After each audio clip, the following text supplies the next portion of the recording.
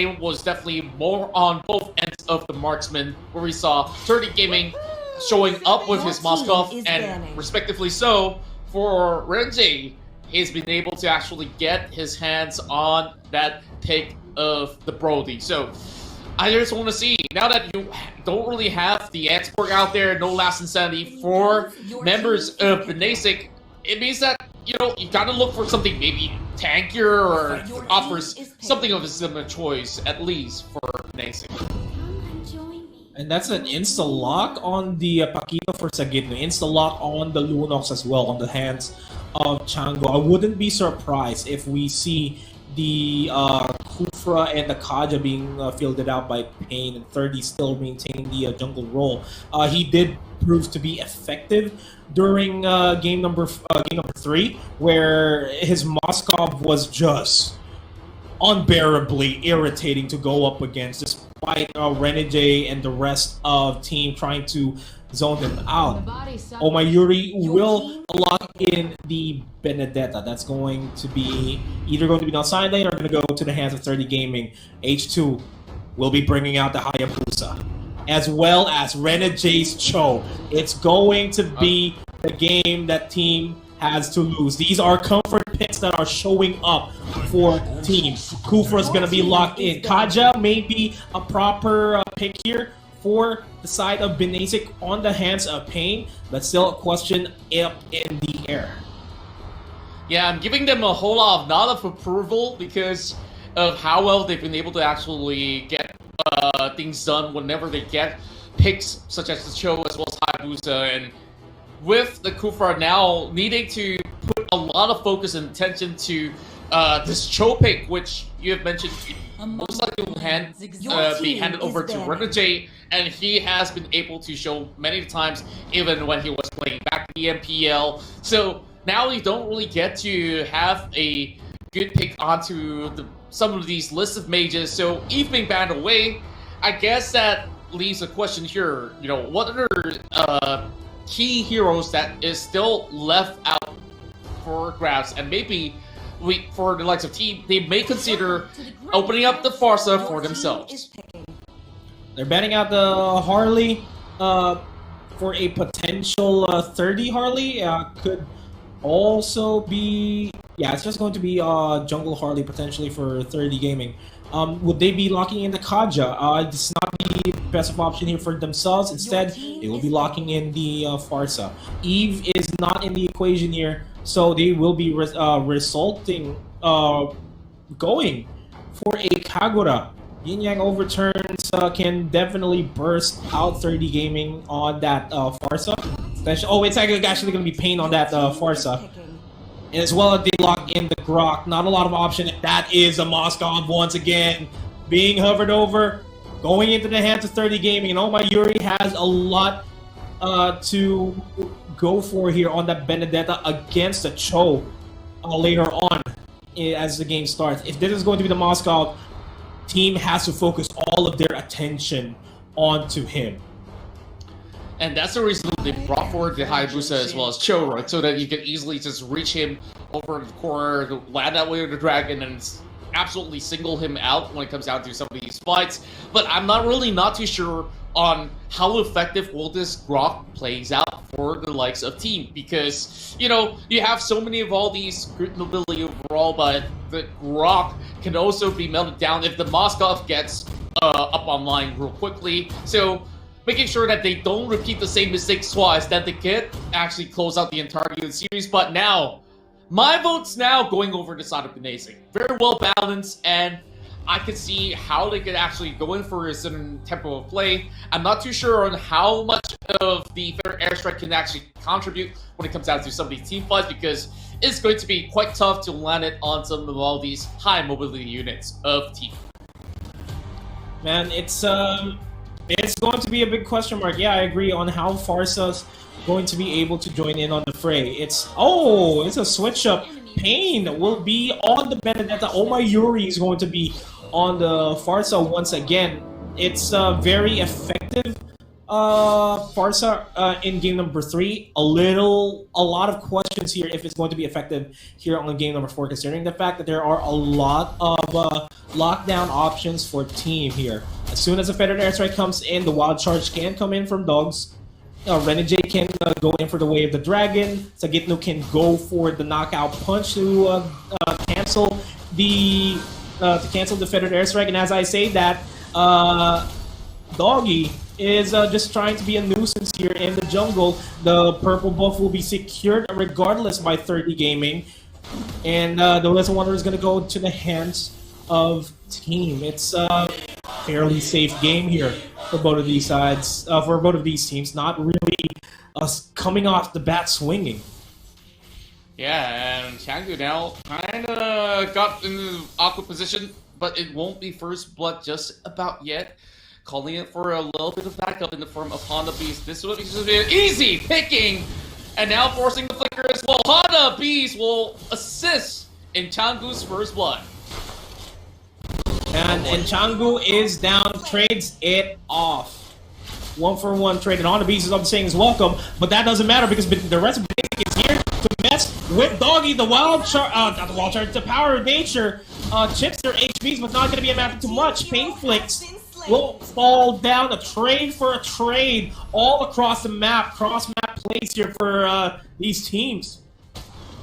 Wow, liking what I'm seeing so far. Many of the action happening over top lane side of things. Now, Sagitno as well as H2O, they just want to make sure that, you know, things are being well handled over on the bottom side, and Pain Flicks, and also you got brought down once. So it's just gonna take a while here for them to eventually set the tempo right to secure the first circle of the game.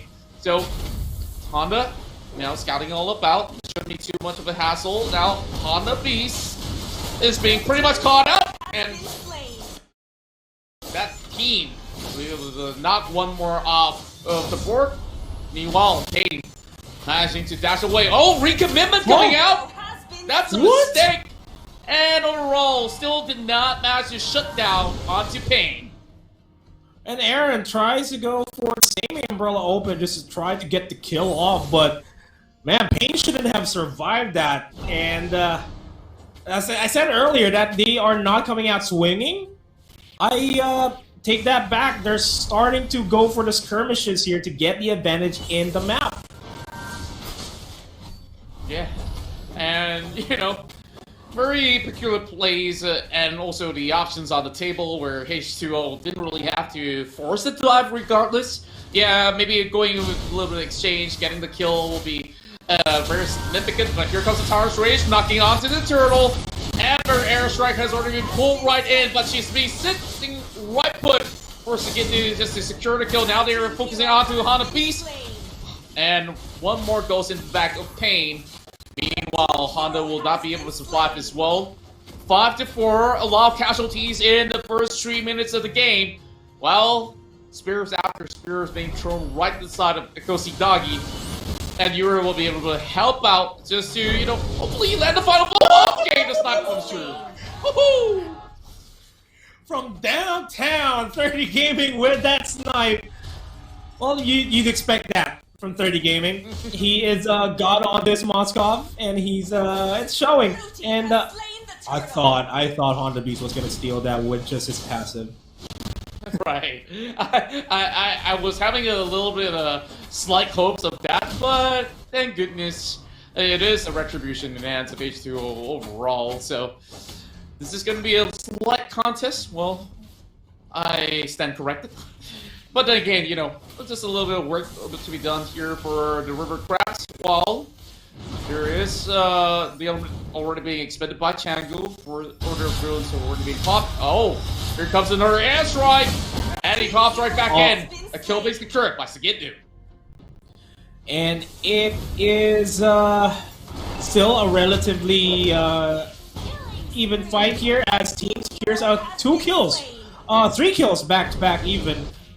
And the question marks are now coming out here from Renegade's Cho. And you can't blame him. This is one of his signature heroes in the MPL. And it's showing how much of an effect he has in the game. He's currently sitting on a 1-1-0 scoreline, but that doesn't matter because he's just able to just go for the big plays when needed. As I say that, the Rage does not connect because of the Shadow Kill being proc just at the last moment. H2 is going to go for another kill onto Chagno, forces out the Order of Brilliance, going to be quad shadowing out.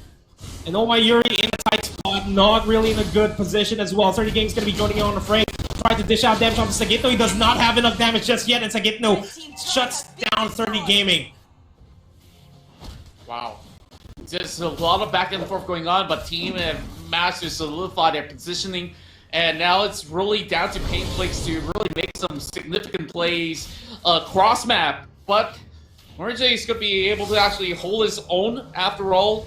He has a lot of all these spells that he can spend just to run away. And slowly taking those skirt out of the way, he will. Meanwhile, Honda Beast, you know, last fight, going against that Hayabusa, I guess he expended that Tyrant's Rage in hopes of knocking him over the wall, but even if he can do that, there was really no follow-up whatsoever. Now, that's one more turtle going in the backs of AKOSI DOGIE's side of T. And another pickup as well. Okay, what's he doing there? Mortality being popped up. AKOSI DOGIE mimics the wrong direction. The wall charge and conceal, he could have survived, but you know he really had nowhere to run there. As H2 pops a quad shadow, the revenge connects. The rage, will it happen? No, it's not gonna happen because he already used it up. But that's going to be painful. It's taking two out of the mission as Aaron trades it off for Changgu in the bottom lane. Wow, just seeing how things have gone so far in the 7-minute mark. Team is just stalling on many of them, and I guess that this is where BINASIC is just losing a lot of momentum in the early game with all these tier 1s already falling flat, leaving a lot of space. But okay, what's going on? DOGIE's just asking it to inflict more pain, but RJ's around the corner, so he's not really all too concerned anyways. So Sagitno maybe can go in for a certain setup for a dive for the rest of the team. Meanwhile, charging it right in. Could be bringing in a little bit more of an output there. Yuri now has to force his way across. And going just back into the base. Now, trying to hold his own back. Oh my goodness! Oh, the prediction in that, well, they did see Kufra jump through that brush, but still that Yin Yang overturn being thrown out just counts to them that potential team fight in the mid lane. My goodness, team, they want to end this right now. And team, you can see the fury after game 3. They do not really want to expend any more chances there. Here comes Winter Dragon connecting on towards Changgu. Changgu will be actually answer right back. It's a mega kill for PEIN. This time, character hopes and dreams alive for the side of BINASIC. Well, they have to actually get a little bit of reset going on as the turtle is already spawned up. They have the room to actually secure it. Phase 2 already hitting it while team is just going to be stashing up gold, but Aaron is on the Overwatch. Well, Cooper possibly will try to get things done. PEIN only 1 second too late, and here comes OG Shadow Kill. Followed up by the side of Honda Beast, but it's a Hayabusa overall that you don't want to mess with. He still managed to survive too. PEIN kind of clenching there. He almost got taken down by H2. Good micro from him to use the Eye for a Night to escape, but this is a familiar situation that BINASIC has been for the entirety of this series here. Always been on the back foot and was able to mount a defense that can matter as Sagitno is lying in wait in this brush. Spots out where Sagitno is, and Chango's going to be forced to back off here. Meanwhile, in the top lane, they get Renegade out. They can rejoin in the fight in the bottom lane jungle. Umbrella's going to be thrown down. Yin Yang Overturn's not going to be available. PEIN and Chango, they're going to be forced to back off. And the 3-man gank squad here in the bottom lane for a team is just to ensure the consistent push of minions is consistent. And meanwhile, there is a 2-man setup for the side of BINASIC in hopes to crush down at the very least the very first turret to be secured. So, beating a little bit of response coming in from the side of T, but you know what? Never mind. Too high of an attack speed to even deal with. So this is where Sagitnu is going to be going on a hunt. As you Almost. I guess that's a good catch and a good try overall coming from Honda. Man, I kind of want to see what 30 Gaming has right now. And before that, though, that is almost the shadow kill being committed to try to get the kill on the Changu, but the Order of Brilliance was forced out. PEIN lying in wait in this bottom side brush. On the beast just circling around. We'll spot Aaron. As God will be spotting him out as well. Doggy needs to back off. Want to be picked off here, and again, all the lanes are pushed out in favor of team. Honda Beast has nowhere to run. Doggy spots out on the Beast, and on the Beast is going to be able to run away. Fettered Airstrike is going to be thrown down by Omai Yuri. Not exactly the entirety of the duration of the Fettered Airstrike. And it's still, I don't want to call it as a team game right now, because BINASIC, they made miracle happen in game number 3. This is, if anything, this is just relatively even for themselves. Yeah, and I guess, you know, there has to be a little bit of a tipping point here to really separate both sides of the team. And this battle now being put by RJ. Further airstrike already being pulled out. Honda Beast gets a good connection, lost out with the Tyrant's Rage. Because Doggy will be having the sprint to still book out, but instead gets caught out as well. And they finally find 30 Gaming. This doesn't look all too good for the side of BINASIC. Here comes the OG channel kill as well.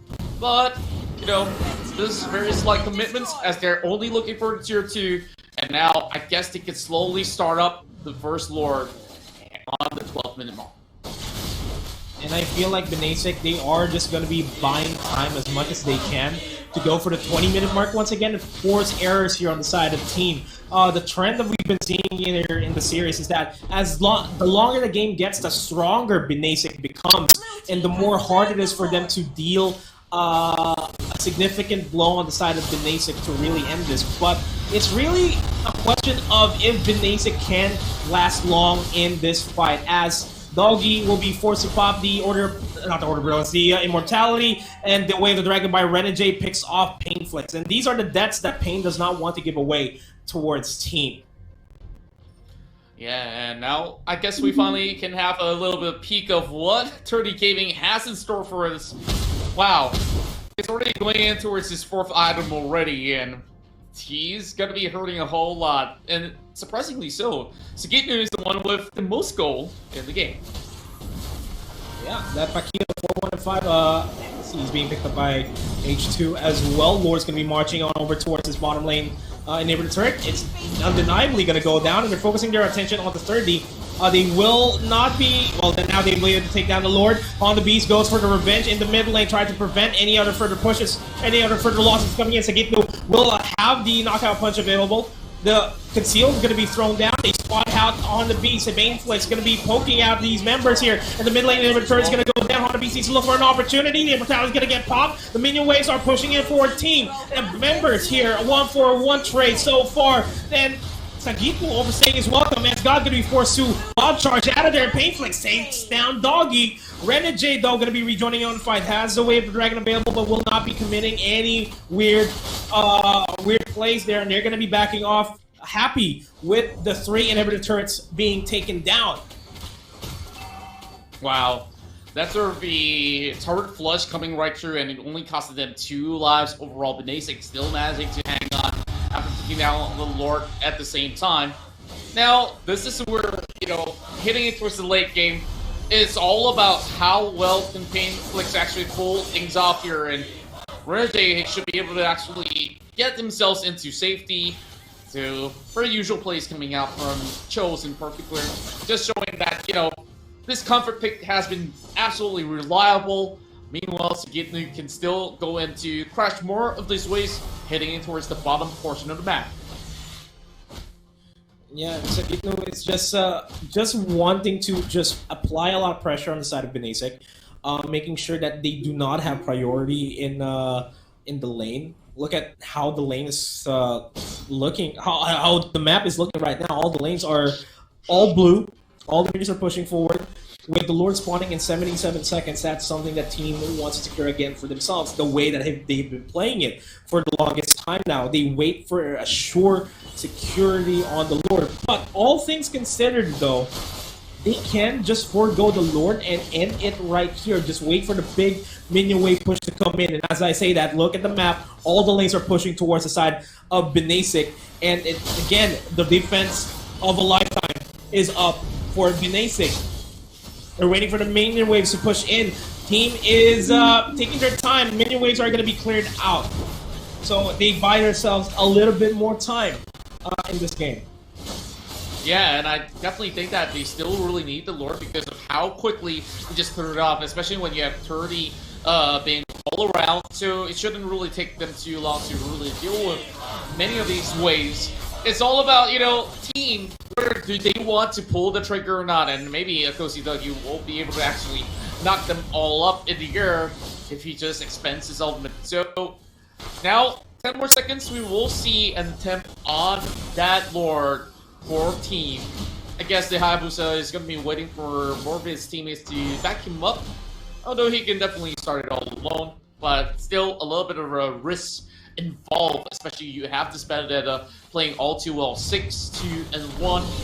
And now a little bit of a backdoor coming right in because Sagitnu is just challenging to stay right put because they're not getting anywhere near the Lord. But here comes Mango coming in with a little bit of an eye for an eye, hoping to land that electrified bolt. Now he will have to expend his immortality, but how long can he take as he goes down? 19 to 12, and the Lord is in the hands of team.